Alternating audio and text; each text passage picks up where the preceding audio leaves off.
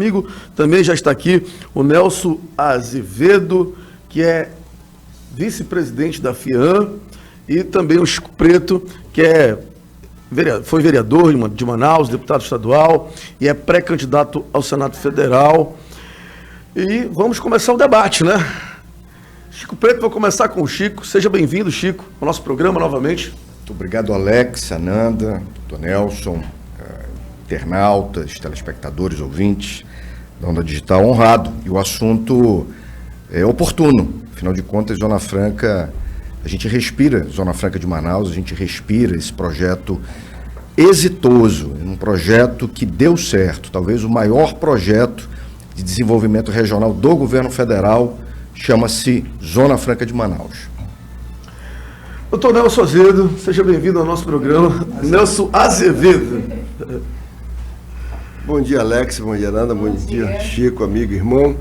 Estamos aqui para debater esse nosso modelo, que sabemos que nós não, inclusive nós aqui, como o Chico já bem ressaltou, é um projeto, é um programa, é um plano exitoso que o governo federal editou para cá ainda na década de no ano de 1967, pelo Decreto-Lei 288, e realmente desde lá tem trazido. Eu até diria, nós temos realmente, o Distrito Industrial sabe fazer aquilo que está fazendo, que está correspondendo bem. Agora, cabe aos nossos governantes começar a estimular outras atividades, nova matriz econômica para sair a concentração da capital, não depender só do Distrito Industrial, porque hoje o nosso polo industrial, aliás, Manaus é capital estado e representa a economia, mais de 80% da economia do estado. Então está na hora de nós começarmos a ver novas matrizes econômicas, novas atividades, inclusive para chegar no interior, para começar a ter no interior. Porque se você, de repente, termina com este modelo, imagina tudo que todo mundo é contra aí, meio ambiente, não sei o quê, desmatamento, para onde é que vai esse pessoal? E vai viver de quê? Quem é de fora vai de fora e quem é daqui vai ficar aqui. Então, eu vejo que realmente nós temos que, todos, neste momento, eu estou gostando, porque está todo mundo muito unido, a bancada, com os políticos, tanto nos três, federal, estadual e municipal, prefeito e governador estão juntos. E nesse momento, eu sempre digo, nós não temos, Chico, que olhar a coloração partidária. Nós temos que estar centrado no partido, o Amazonas. O partido chamado Amazonas, cujo candidato, que todos nós, não interessa quem for, temos que votar e defender a favor dele, chama-se Zona Franca de Manaus. Legal. Gente, a gente observou nessa matéria que o Ivanildo fez, né, que a Zona Franca de Manaus faturou só nesse primeiro bimestre 24,79 bilhões, né? Isso representa 14,49% em comparação ao valor alcançado nos 2 primeiros meses do ano passado, que foi de 21,65 bilhões. Como é que vocês enxergam esse cenário? Olha, veja bem, apesar de todas as vivências, estamos vivendo há 2 anos essa pandemia que afetou o mundo inteiro, afetou o Brasil, afetou nós aqui, e as empresas procuraram sempre seguir todas as recomendações sanitárias possíveis, inclusive criando os seus próprios critérios de controle para tentar com que não acontecesse algo de pior, paralisar a produção. Houve uma redução drástica. Hoje nós estamos vivendo uma inflação, não é de demanda, é inflação de custo. Tudo está aumentando, tudo que você tem, não pense que é porque está faltando produto no mercado, mas é que tudo está muito caro. Só para você ter uma ideia, um container que custava $2.500 para trazer lá da Ásia para cá, ele hoje está custando $22 a $25 mil, um container. Então você veja que tudo você vai, então não adianta a gente culpar, não tem ninguém culpado, é a situação econômica, é a conjuntura econômica, não é nacional, é mundial que está fazendo tudo isso. Então hoje nós temos, mesmo assim, quando você for olhar, o faturamento está crescendo na Zona Franca de Manaus. Ano passado nós faturamos durante o ano todo 154 bilhões de reais, correspondente em torno de 27 a 28 bilhões de dólares. Então, mantivemos, os empregos vieram crescendo desde a recessão que nós vimos, chegamos a ter 84 mil trabalhadores, chegamos na recessão, mas mesmo na pandemia viemos crescendo e terminamos o ano em torno de 103 mil trabalhadores diretos, efetivos, temporários e terceirizados no Polo Industrial de Manaus. Eu estou falando direto nas fábricas. Uhum. Agora você veja que em torno dela, só aqui são mais de 500 mil empregos que nós geramos. Não só aqui, mas no Brasil inteiro, porque a Zona Franca de Manaus, ela não é de Manaus, ela é do Brasil. Ela é importante para isso. Para você ter uma ideia, a nossa média de arrecadação, de tributos federais, ano passado foi em torno de 22 bilhões de reais. 22 bilhões. E agora, o que acontece? Nós somos considerados um estado pobre, mas que estamos entre os estados mais ricos que contribuem com a nação, porque desses 20 a 22 bilhões arrecadados, nós recebemos como transferência apenas um terço. Um terço disso. Então, quer dizer, significa que nós estamos financiando, o pobre financiando o rico, entendeu? Então é isso. Esses 20 bilhões de reais, doutor Nelson, ele é do polo industrial exclusivamente, porque se a gente falar quanto o governo do estado do Amazonas arrecadou no ano passado, que foi recorde, e aí o senhor fala que a Zona Franca vem batendo recorde, e a arrecadação do governo do estado do Amazonas também vem batendo recorde. Eu queria que o senhor explicasse se isso tem a ver aí com essa demanda da Zona Franca de Manaus. Quase 24 bilhões de reais, eu falo em valor bruto, do governo do estado do Amazonas. Então, veja bem, isso aí, à medida que aumenta o faturamento, logicamente, apesar dos incentivos fiscais, porque não confundir incentivo com renúncia, você não renuncia àquilo, você incentiva, para eu vir para cá, para eu instalar minha empresa, tudo por minha conta, eu só vou usufruir do incentivo fiscal quando eu emitir a primeira nota fiscal de um produto que saiu da linha. Então, logicamente que isso vem sempre correspondendo, vem crescendo, e como é sobre, geralmente eu tenho um incentivo, mas é um percentual. Se eu faturei muito, logicamente que o percentual é o mesmo, mas o valor aumenta dado o volume da produção. Então, essa a razão porque nós temos esse aumento na arrecadação e faturar do ICMS aí no município, o estado do Amazonas de modo geral. Então a gente vê dessa forma. E quando você faz esses ataques contra a Zona Franca de Manaus, que não é de agora, isso aí o que acontece? Nós temos problema de logística, nós somos isolados, nós temos muitas dificuldades. Então nós não podemos tratar os desiguais igualmente. Nós temos que ter um diferencial. Então, nós não podemos, de forma alguma, mesmo com o Nordeste, com a dificuldade que tem, mas ele é integrado. E nós somos isolados. Nós somos isolados. Nós somos isolados. Tem costa, né? Tem portos. Não tem todo esse sentido. Tem uma saída mais fácil. A infraestrutura tem dele mar, né? É muito. Nós aqui temos que começar a nos unir, dedicar e reivindicar por isso, para nós termos a nossa BR-319, que é muito importante para nós. Sim. A BR-174 já está com um problema, quer dizer, nós e Roraima, Amazonas e Roraima são isolados. Isolados. Então, é daí a razão de nós estarmos fazendo isso tudo e tentar agora não realmente esmorecer, envolver prefeitos, envolver todo mundo que tem ascensão, porque é muito importante a participação do poder público nos segmentos. Como eu disse quando eu comecei, o Distrito Industrial sabe fazer aquilo. E tem um agravante aí muito sério, que Deus o livre, acabe essa Zona Franca de Manaus, sabe o que é que morre e acaba de vez? É a UEA. É verdade. A UEA, ela é 100% mantida pelo Polo Industrial de Manaus. É 1,3% sobre o faturamento bruto. Aí tem outro programa que eu gostaria que você se aprofundasse até para nos ajudar a fazer, Chico. Pega o que prevê nas leis anteriores, eu não estou nem falando agora, o FTI. O FTI é Fundo para o Desenvolvimento para Turismo e Interiorização. Isso aí nunca parece que cumpriu sua finalidade. Eu não estou aqui acusando quem, mas vamos dar a finalidade que ele merece, entendeu? Então é isso que nós devemos ver, porque os recursos têm, se a gente está aumentando nada. E agora, outra coisa que eu queria falar... E a gente está falando desse fundo que tem aí mais de 2 bilhões, né? Muito mais de 2 bilhões de reais, porque 100 milhões foram destinados, quando foi que o Estado do Amazonas conheceu o FTI, porque ninguém sabia o que era FTI, foi quando o governo do Estado do Amazonas pegou e tirou 100 milhões desse dinheiro aí para a saúde pública, que foi durante, eu acho que antes da pandemia, e diretamente para a saúde pública, para ajudar aí na questão de melhorar a saúde pública do Estado do Amazonas. Aí as pessoas começaram a conhecer esse fundo, que é um fundo dedicado ao turismo e também ao interior do Estado.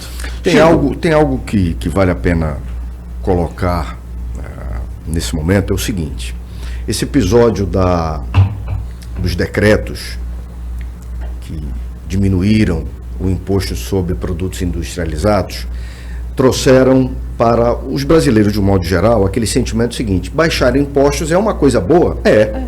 Claro que é. Porém, os produtos que são produzidos na Zona Franca de Manaus, eles já não pagam IPI. Então, vamos deixar claro uma coisa: os produtos aqui produzidos, 0 IPI e 0 II. E os produtos aqui produzidos são consumidos por brasileiros Brasil afora. Os produtos são vendidos para São Paulo, são vendidos para o Rio de Janeiro, são vendidos para Minas Gerais. Então, quando você diminui o imposto de um produto que aqui no Brasil já é produzido e ele é 0, o que vai acontecer? Em outros lugares do Brasil, muitas pessoas vão começar a importar esse mesmo produto. E vão importar, Alex e Ananda, o produto acabado. Quando você importa um produto acabado, você não gera emprego no Brasil. Você pode importar uma moto já pronta, você não gera emprego no Brasil. Você gera apenas o quê? Você vai gerar alguns empregos no comércio, mas você não gera emprego na indústria. Você não gera emprego no setor industrial. E aí você prejudica a indústria brasileira, quando você, ao baixar esse imposto para os produtos que já são produzidos aqui no Brasil. Então, muita gente dizia o seguinte: mas ser contra baixar impostos, isso não é correto. Veja, o que nós amazonenses sempre dissemos foi o seguinte: pode baixar tudo, apenas preserva os produtos que já são produzidos aqui. Então, o que é produzido aqui? Quais são os 5 produtos que capitaneiam aí a Zona Franca de Manaus, o polo industrial? Motocicletas, televisores, celulares, aparelhos de ar-condicionado, dentre outros. Pelo menos 4 aqui. Esses produtos, eles capitaneiam aí o faturamento do polo.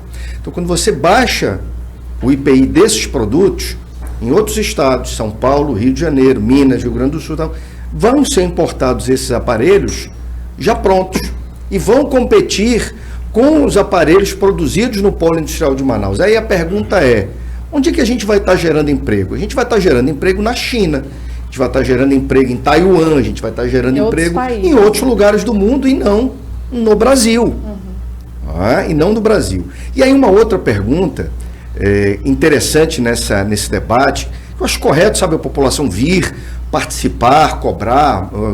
A gente dizia: poxa, mas os políticos que passaram não fizeram o dever de casa. Bora fazer o seguinte: os políticos que passaram e não fizeram o dever de casa, neste ano de eleição você vai lá na urna e julga.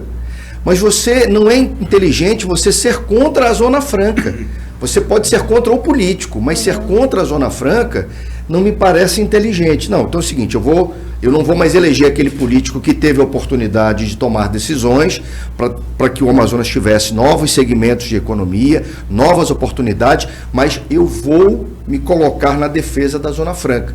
Porque eu concordo, a gente precisa de novos segmentos de economia. Porém, é melhor a gente fazer isso com uma Zona Franca de pé ou com uma Zona Franca acabada? Exatamente. Se a gente for querer fazer um novo segmento a partir de uma terra arrasada, a gente vai ter muita dificuldade. É melhor a gente fazer essa transição a partir de uma Zona Franca forte e a gente discutindo novos segmentos de economia a partir de agora. O tema é bom, o bate-papo aqui durante o intervalo foi intenso também, mas eu vou começar com o doutor Nelson, que queria falar alguns pontos sobre o IPI. Por favor, doutor Nelson. Olha, o IPI, eu quero dizer bem claro, até porque eu também sou diretor da Confederação Nacional da Indústria, da CNI, e é logicamente que todo o Brasil inteiro quer ter uma Zona Franca de Manaus. Só que eles só pensam muito em si e não vê as nossas adversidades, as desigualdades que pairam no Brasil como um todo. Então é isso que a gente defende lá. Ninguém é contra. Mas o que nós queremos? Aquilo que nós produzimos aqui, a produção do polo industrial de Manaus, deveria ser, estava só uma vírgula, exceto os produtos fabricados na Zona Franca de Manaus, cuja relação foi fornecida por alguém, entendeu? Pela Suframa, pela SEDECT, pelo governo do Estado. Então, isso que seria interessante a gente ter, e com certeza faz aí a redução que estão fazendo aí, e a gente tem essa preocupação, porque quando nós começamos a tirar daqui do país, o IPI, ele também incide sobre o imposto de importação. Nós pagamos, aqui a Zona Franca de Manaus, nós temos uma redução no imposto de importação de 88%. Nós temos uma redução, nós pagamos 12%. E logicamente, que eu até num debate eu disse assim, por quê? Então vamos elevar o imposto de importação nosso, a nossa isenção, para 98%. Eu e o Jorge Júnior, na mesma, estava junto no debate. Não, porque nós vamos passear, eu digo melhor ainda, né? Entendeu? Então, são essas coisas que nós temos que ver, porque, lamentavelmente, as pessoas que discutem e que têm poder de decisão sobre a Zona Franca de Manaus, eu acho que quando passam aqui por cima, eles passam a noite, né? Eles vão lá para os Estados Unidos, para Miami, por ali, eles devem passar a noite.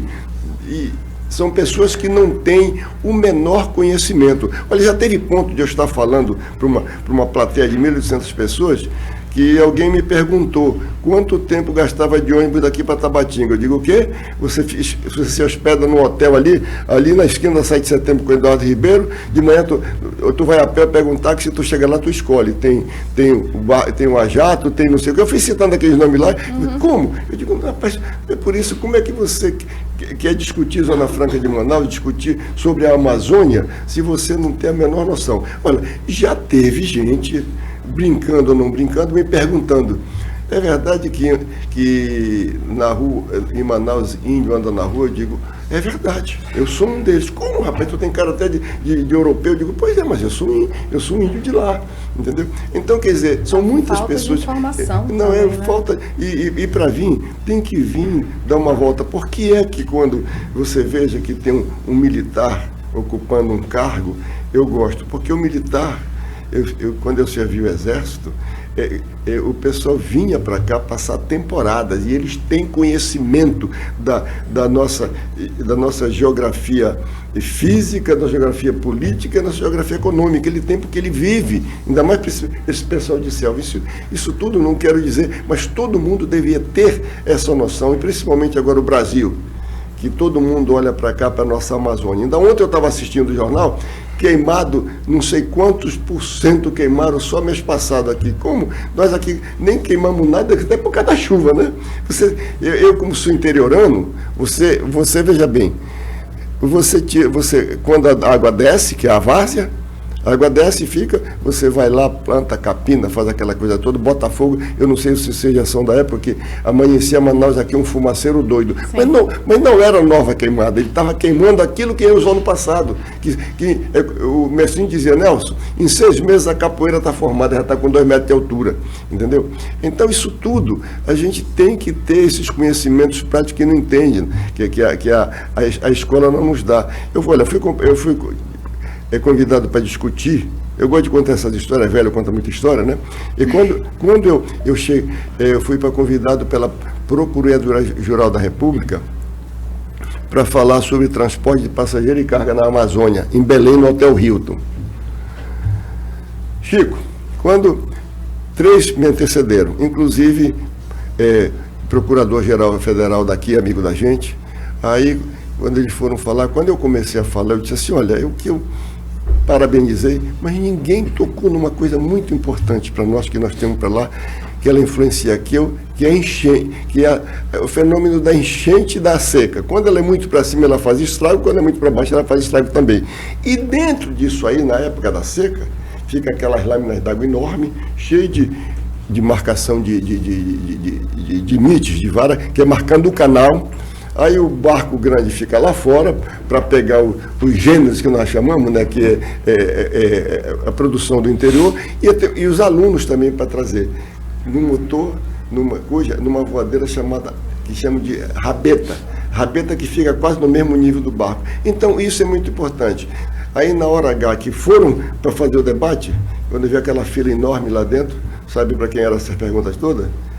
Era para Euzinho que tinha falado sobre esse assunto. Por quê? Porque as pessoas, quando vão discutir, não procuram fazer uma pesquisa ou ir logo, fulano, me fala sobre isso, sobre aquilo. Então, é muito importante, quando nós estamos falando de Zona Franca de Manaus, que as pessoas venham para cá ver. Então, resumindo, nós não somos contra a redução do IPI. O que nós queremos é que seja preservada, mantida a nossa vantagem comparativa, até porque nós estamos lá amparados pela Constituição Federal do Brasil. Então, de 88. Né? De 88. Então, isso é que nós queremos. Então, nós não somos contra, mas queremos que dê, porque os desiguais não podem ser tratados igualmente.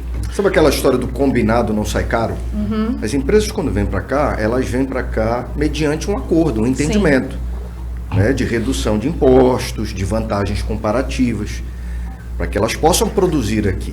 Nós estamos longe, nós temos dificuldade de acesso. Então, para vir para cá, você realmente tem que dar vantagens. O que acontece? Quando o governo federal mexe no IPI, ele tira essa vantagem comparativa. Lógico. E as empresas que estão aqui perguntam o seguinte: eu vim para cá com uma combinação e agora no meio do jogo vocês mudam a regra? O pessoal reclama mesmo e tem que reclamar.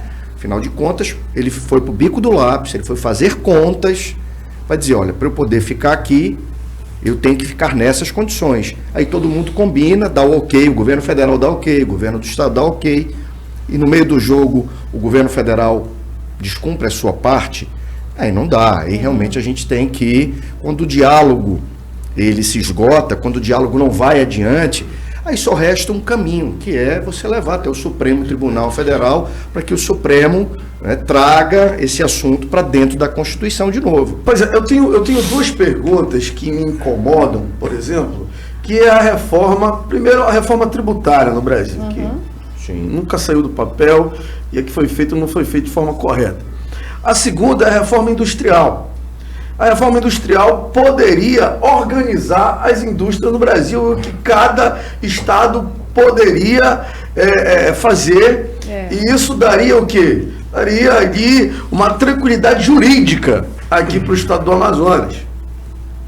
Pronto, tu quer que eu fale sobre isso? Rapidinho. Outra coisa é a decisão do ministro Alexandre de Moraes em esticar essa corda, querendo fazer aí um debate mais amplo em relação à Zona Franca de Manaus. Gente, a Zona Franca de Manaus está garantida na Constituição de 88. Nós vamos esticar essa corda.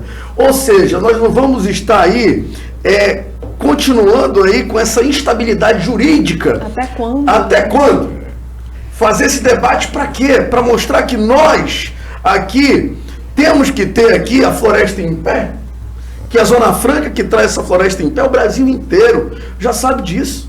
Por que só o Amazonas tem aí a maior floresta em pé do país, do mundo? Do mundo. Exatamente. Ou seja, eu acho que o Alexandre de Moraes está esticando a corda e eu acho que a bancada não deveria deixar, aí, e não pode, né, fazer isso, mas deveria pressionar para que essa corda não fosse esticada. Essa audiência pública em torno da Zona Franca, na minha opinião, ela é indevida. Exatamente. Eu nunca vi, eu sou advogado, nunca vi. O nome disso é presepada. Tá? Em bom juridiquês amazonês, foi dessa forma que eu entendi. O nome disso é presepada. Não existe discussão dentro de uma ação direta de inconstitucionalidade, audiência pública. Eu nunca vi isso na minha vida. Mas dentro do Supremo, verdade seja dita, a gente tem visto, né, cavalo com chifre, ovo com pelo. A gente começou a ver algumas coisas dentro do Supremo que nos chamam a atenção. Discussão da Zona Franca à parte, né, o Supremo Tribunal Federal tem se revelado, como diria o professor Ives Gandra Martins, o maior partido de oposição neste momento chama-se Supremo Tribunal Federal. Né? E isso não é bom, porque o que a gente espera é que o Supremo Tribunal Federal cumpra com a sua missão, que é a interpretação da Constituição, e ponto. A gente vê o Supremo se envolvendo... O Supremo, ele é o guardião da Constituição. O Supremo se envolvendo em questões político-partidárias. E está medindo esforços. Exatamente, esse não é o papel do Supremo Tribunal Federal. Mas aí é aquela história do Senado.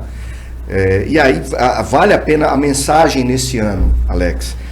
O povo do Amazonas não pode escolher os ministros do Supremo Tribunal Federal, mas o povo do Amazonas pode escolher um senador que se faça respeitar perante o Supremo Tribunal Federal. Isso o povo pode fazer.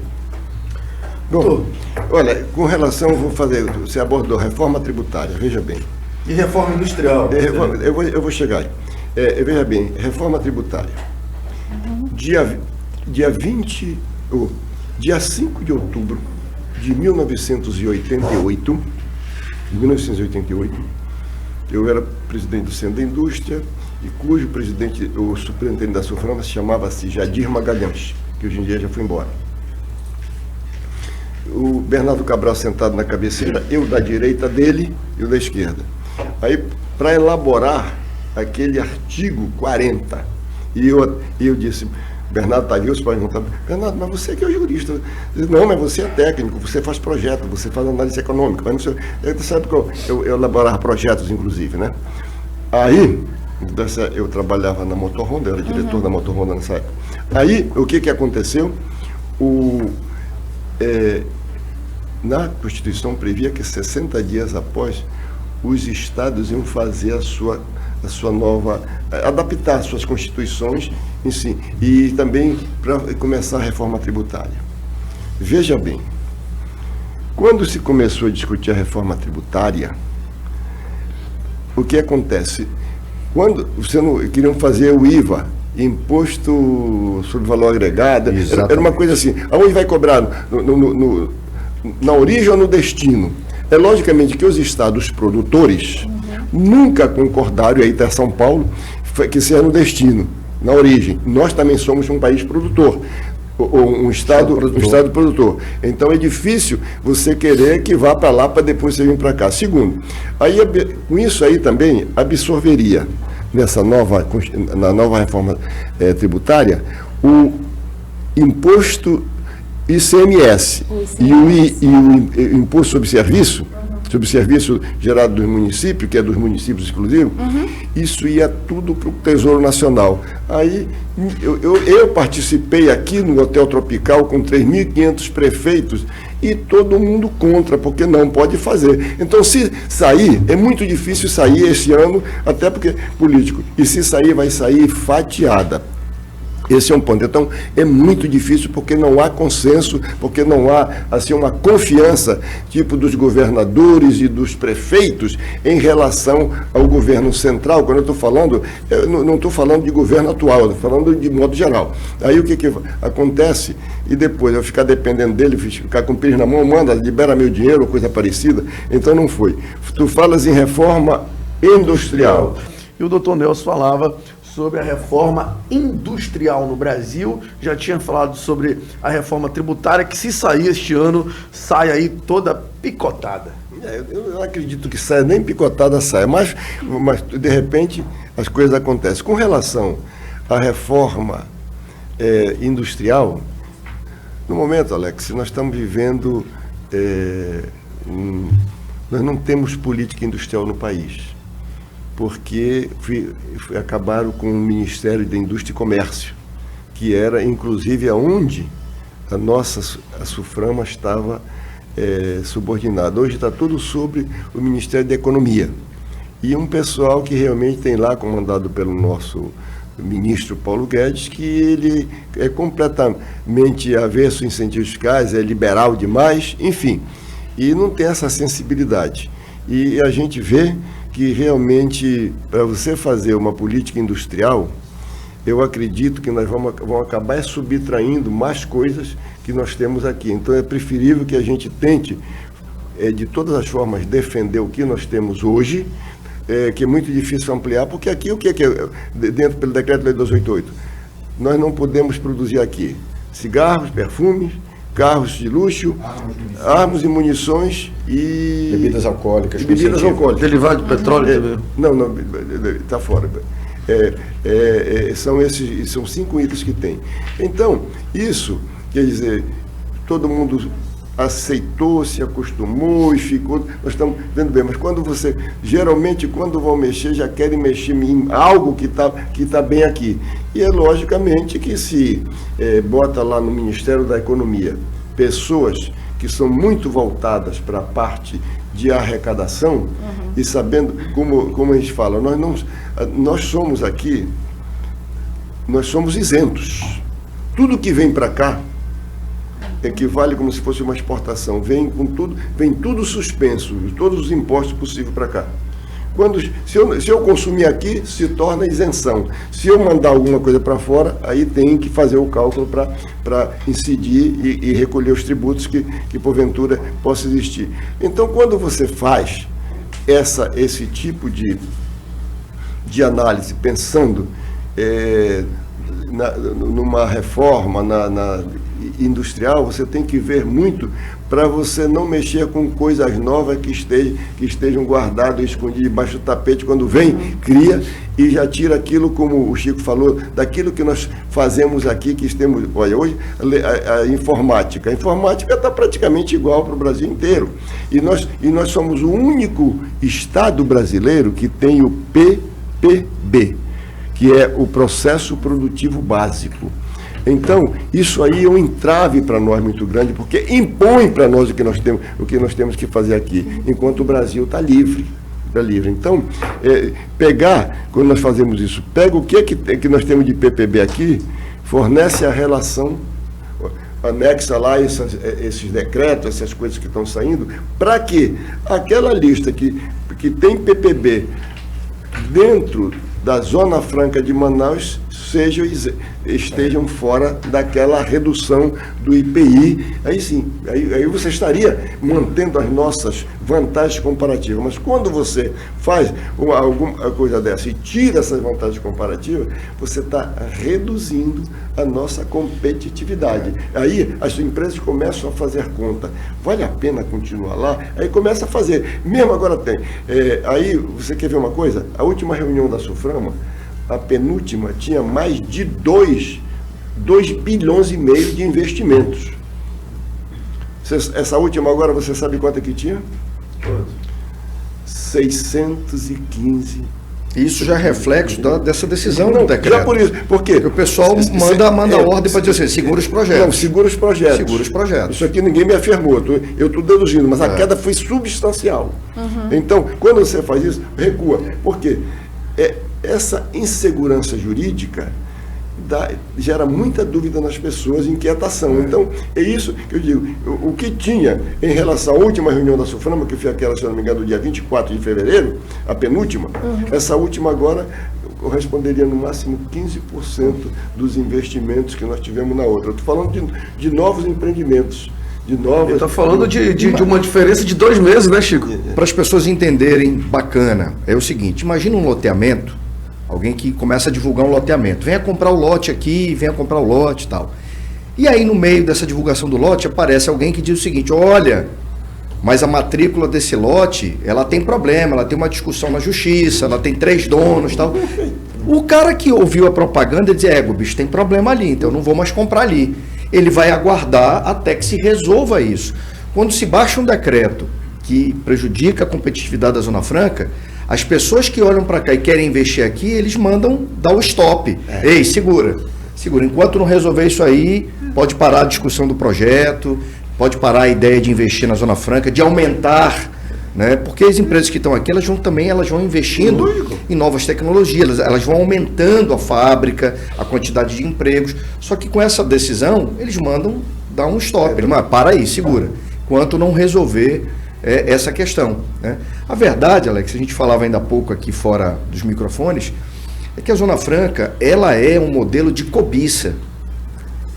Sabe? Muita gente do Sul, do Sudeste, querem levar os 100 mil empregos daqui para lá. Só que aí o Dr. Nelson brilhantemente colocou o seguinte: algumas empresas, quando saem do polo industrial de Manaus, elas não vão obrigatoriamente para o Sul e para o Sudeste, elas vão embora do Brasil. Do Brasil. Elas vão embora do Brasil. É mais fácil. Então a pergunta é, não é melhor deixar aqui no Brasil do Amazonas do que atacar o Brasil do Amazonas e tentar levar esses empregos, né, para o Sul, para o Sudeste, para qualquer outro estado brasileiro? Porque é disso que a gente está falando. É uma competição para tirar os empregos daqui e colocar em outros lugares do Brasil. Tem gente que acha certo, mas eu, enquanto amazonense, não, bicho, a gente não pode arregar, não. A gente tem que lutar para dar a manutenção aqui. Porque, para concluir essa minha intervenção, se o Brasil desse para nós as mesmas condições de infraestrutura que dá para o Rio, para São Paulo, se desse as mesmas condições de internet que dá para o Rio, para São Paulo, a gente poderia, de repente, dizer, não, pode tirar os incentivos da Zona Franca que a gente vai produzir. Mas a gente, energia elétrica, a gente não tem igual. Outra, lei ambiental Pelo para o contrário, Amazonas. a gente paga energia elétrica A no lei resto do Brasil. ambiental para o Amazonas É muito rígida. é muito rígida, não é a mesma rigidez para o restante do Brasil. Então, o recado é o seguinte: se derem para o Amazonas as mesmas condições que dão para o restante do Brasil, um dia a gente vai dizer, olha, não precisa mais dos incentivos. As empresas vão continuar aqui porque aqui tem competitividade, porque aqui tem infraestrutura, porque aqui a gente consegue tirar os produtos, exportar, importar, sabe, com logística barata. É simples assim. E para isso a gente tem que asfaltar a BR-319. Para isso tem que ter gente no Congresso, na Câmara, no Senado, sabe, que paute o Amazonas e as suas necessidades. Que essa é uma crítica que eu faço sabe, no processo político. O cara chega em Brasília, o cara só se preocupa com emenda parlamentar. Né? O cara fica, a minha emenda parlamentar. Os grandes assuntos do Amazonas, mas é porque ele está pensando no curral eleitoral dele. Pois está pensando no curral eleitoral, está pensando no bolso dele, alguma coisa assim. Claro, então, claro. A gente precisa colocar os pingos nos is. A gente precisa de gente em Brasília que tenha coragem, sabe, de chutar canela vez ou outra. Tem que ter capacidade de articular, capacidade de congregar, mas vez ou outra você precisa ter coragem de chutar canela. Por isso que eu digo à população, você não vai trocar os ministros do Supremo Tribunal Federal, mas você pode trocar o senador. E você pode ter senadores com história e coragem para questionar no momento certo. A gente não vai viver de briga pro resto da vida. A gente tem uma hora que a gente tem que saber articular, negociar, discutir. Mas tem uma hora que não tem jeito, Alex. Ou você chuta a canela, ou vão chutar a sua. Não, já que estava falando de infraestrutura, que infraestrutura envolve acessibilidade, energia elétrica e internet. Fundamentais. Agora, se vocês tivessem tempo, gostaria de convidar vocês, já que nós estamos falando de estradas, eu queria que vocês dessem uma volta comigo lá no Rio Preto. Bora, Alex. Para nós enfrentarmos a estrada que vai para Itacoatiara, né? Que a situação está ruim para caramba. Atenção, uma estrada que ela serve, pelo menos, a Liga Manaus, pelo menos com cinco municípios, vê se eu estou certo. Silves, que tem lá Neva, que está com uma cidade industrial monstruosa, linda, bacana, que tem 120 carretas que eu falo, aqueles tanques grandes de gás, vindo e indo. São 60 para lá e 60 para cá por dia, você vê. Eles reclamam para mim, que eu me dou bem com todos eles. As dificuldades são grandes. Então, o que é? Diga Silves, Itapiranga, Itacoatiara, São Sebastião da Tumã, Rio Preto da Eva, ligando a Manaus. Urituba aqui para chegar para... Isso é o tal do dever de casa, porque a gente defende a Zona Franca, mas vez ou outra, mas tem que fazer o dever de casa. O dever de casa é esse. Dever de casa é esse. Você tem que olhar. Você vai lá, veja bem, nada, eu não tenho contra ninguém, mas eu olho assim as coisas. Está lá. Recuperação e modernização da estrada. Gente, eu queria só que ficasse na recuperação, tá? Para gente, mas é uma tragédia aquilo lá. Então, como eu tenho um sítio lá, E se vocês quiserem um dia, vamos lá, Nelson, passar um final de semana. Nós precisamos fazer uma matéria, inclusive, Sim, sobre lá em Rio Preto da Égua, exatamente tem ramal, que não a tem estrada nem que liga energia. Itacoatiara. Quer dizer, como que você vai querer? Porque lá, veja bem, o Chico falou ainda agora com muita propriedade sobre os órgãos de controle, incluindo o meio ambiente. Em 2005, eu fui vice-prefeito no Rio Preto da Égua. E eu queria desenvolver, inclusive, peixe em conserva, como tem a sardinha, como tem o salmão. Eu queria fazer do nosso. Inclusive, o Heron Bezerra andou falando na época no Piraculhau, não foi no negócio de Bacalhau. Bacalhau do Piraculhau. Chegou a fazer. Pois é. Maranhão. Pois é. Exatamente. Mas o importante é isso, que você tem que conversar com quem é do ramo. Quem é que faz esse defumado? Quem é que faz isso aqui em Manaus? Quem é que faz o bacalhau? Quem é que tem essa tecnologia? Para você ir lá conversar, levar quem é interessado. É como eu digo, não é chegar ao distrito para ir fazer. Pegue quem é do segmento.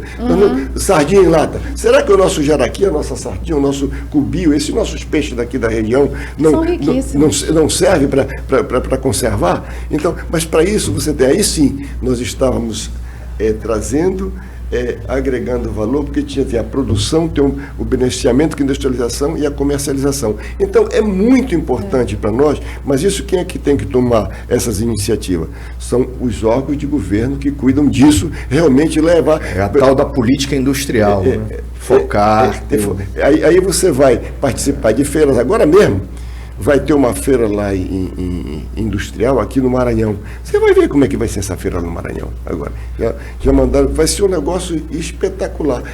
Antigamente a Suframa, além dela participar, ela fazia exposição trazia lá fora. Feiras E trazia, e a gente trazia. Mas agora não tem mais essa política. Você lembra que tinha uma feira internacional aqui?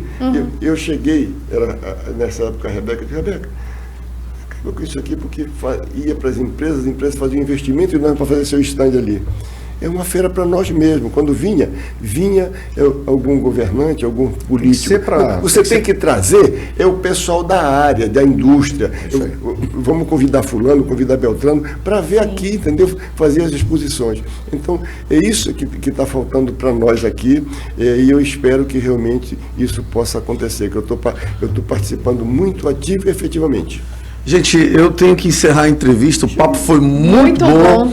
Inclusive, quando a gente chega aqui e fala da logística aqui no nosso estado, que precisa melhorar também, é um debate muito importante em relação à indústria, de fazermos o dever de casa, mas vai ficar para uma próxima oportunidade para a gente conversar sobre isso. Chico Preto, considerações finais, também do Nelson. Começar com o Chico aqui. Os agradecimentos a você, Alex, Ananda, meus cumprimentos ao Dr. Nelson. E o assunto ele não termina aqui. Esse assunto tem vários e vários capítulos. Eu vou deixar aqui uma porta aberta para, quem sabe, um próximo debate. Aproveitando esse desafio que a gente enfrentou recente e segue enfrentando dos decretos que baixaram o IPI, a gente precisa olhar aí para uma porta de oportunidade chamada exploração do minério de silvinita.